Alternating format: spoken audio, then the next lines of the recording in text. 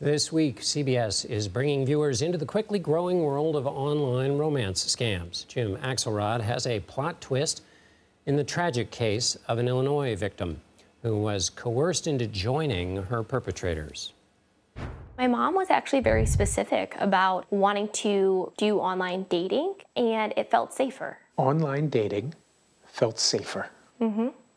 If it wasn't painful enough that Kelly Gow's mother, Laura Kowal, was scammed out of $1.5 million, then found dead in the Mississippi River, when Kelly started investigating what happened, she discovered her mom's role in something criminal.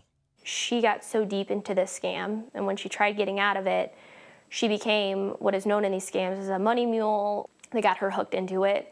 Laura wasn't alone. My name is Glenda. It's the latest scammer tactic, now so widespread that federal agents have broadcast warnings. Police officers told me that my love was a scam. This feels like it moves to a whole other level of sinister. They use victims till the end.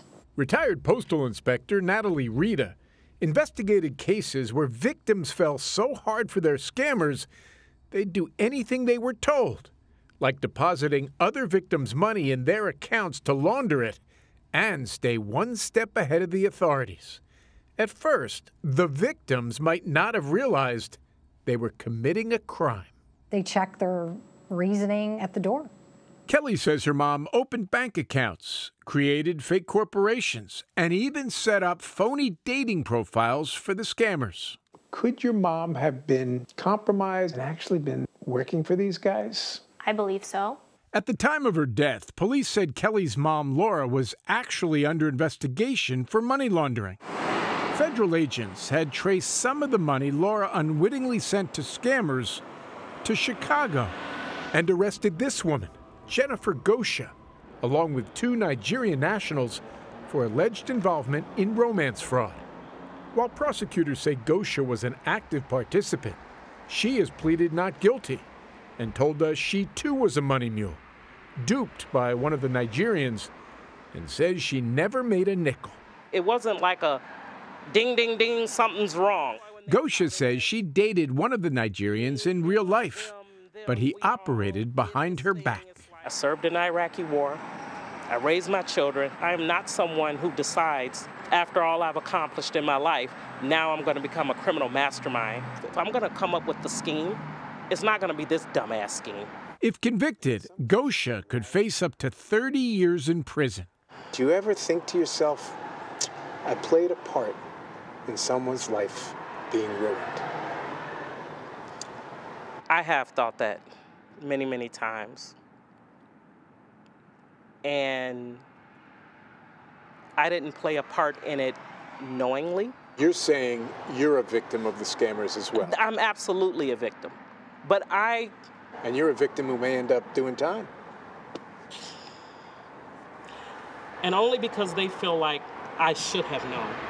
As for Kelly Gow, her thought is simple. Someone has to pay. And I have so much anger towards them. They took everything away from her.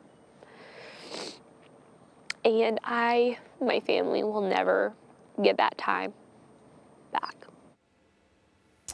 And Jim joins us now to talk more about his reporting. Jim, how do scammers rope victims into becoming these money mules? Well, I'll tell you, John, you got to think of it in this term.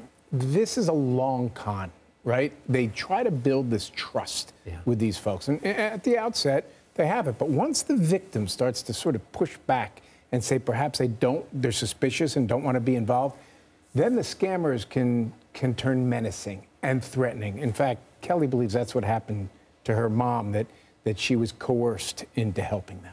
And then how does law enforcement deal with this? You know, on the one hand, you get somebody who's a victim, and then on the other hand, you got somebody who's perpetrating a crime. Yeah, we talked to several agents who explained the sort of quandary that they're in. They say, look, we try to tell them you are doing something illegal, but these folks, in many cases, I don't think it's a stretch to say they've been brainwashed, right?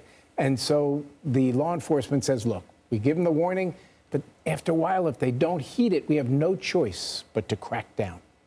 The thicket of emotions at the heart of these stories, Jim. It's just extraordinary. Jim Axelrod, thank you. Thank you. And Jim will join us again on Wednesday for the next chapter of the CBS special Anything for Love Inside the Romance Scam Epidemic. Tune in to the Daily Report at 6 p.m. Eastern to watch.